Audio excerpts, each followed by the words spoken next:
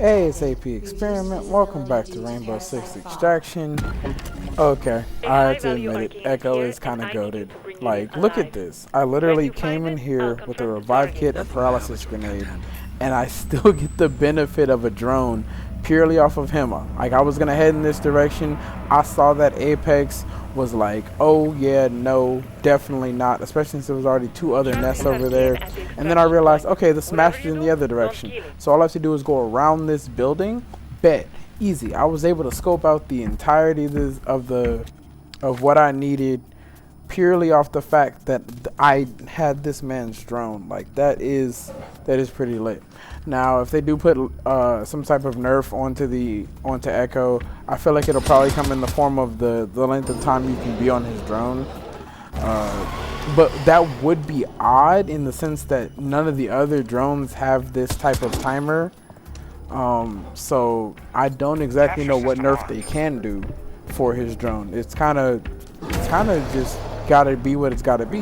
It's fun, but he definitely is probably the best operator for doing solos, so I'll most definitely be using him a lot more. Like, the fact that I really was able to like scope things out and be productive, I really should have used it here because I didn't use it on the second objective, and it pretty much just, you know, caused me all sorts of pain and extras. Of course, you know, my aim didn't really help. I did just upgrade back to PS5. I had a PS5 and then I let someone else have it, went back down to PS4, and now I've just gotten back to PS5. So I am making that readjustment. I do still have to check on my aim. So if anyone wants to leave controller aim settings down, I'll try those out, and I'll definitely give you a shout out in the next video.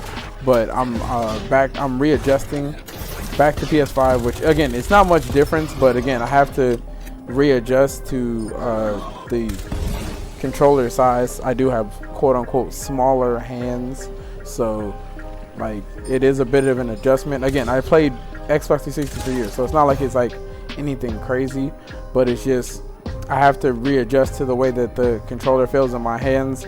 Plus, I think I had the vibration going on because I didn't turn it off, so I had, you know, functions that I don't use going at the same time that I'm basically, you know, playing this. Because I think this was maybe my like third run on PS5. I had basically, you know, like not really, you know, this was like maybe third one in. I think the first one I tried to do Echo, it went terribly wrong.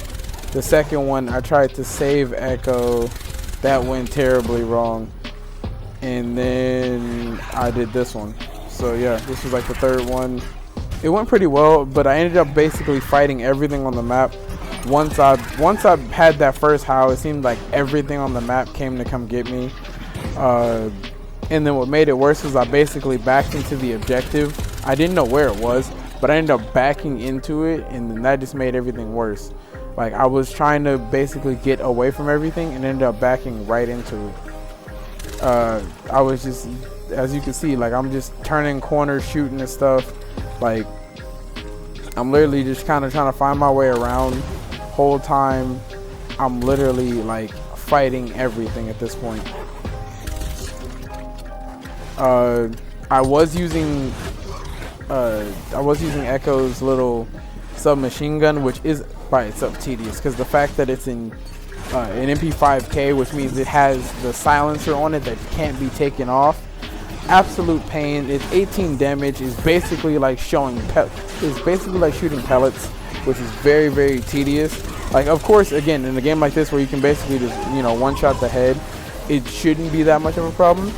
But the fact that if I am not hitting the head, which for me is kind of common, that I'm literally unloading whole clips into a tormentor, that's pain. As you can see, I instantly backed into it, took all that damage. I think I was fighting 3 tormentors at this point. I just took off and ran, had to get out of there. But it's been AP Experiment. Catch you in the next one.